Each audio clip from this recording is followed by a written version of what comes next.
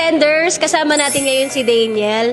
At alam nyo ba na first ever experience niya to sa network marketing, itong Ascendra. Tama ba, Daniel? Yes po. Nagtrabaho po ako sa Quezon City bilang tapsilugang ko po. Mahilig po ako mag-scroll lang din sa TikTok. Then, ayun, parang dumaan po siya sa FYP ko. Then, na-curious ako dahil maraming kumbaga maraming din na tao na nababago yung buhay. Sabi ko na, try ko kaya to na subukan.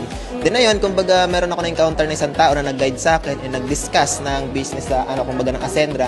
And nagustuhan ko siya. Sabi ko, nakita na vision ko na yung opportunity na dito mababago yung buhay ko.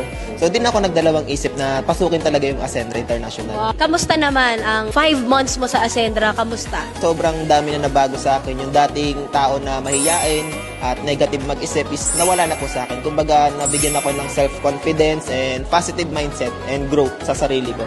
Turbo!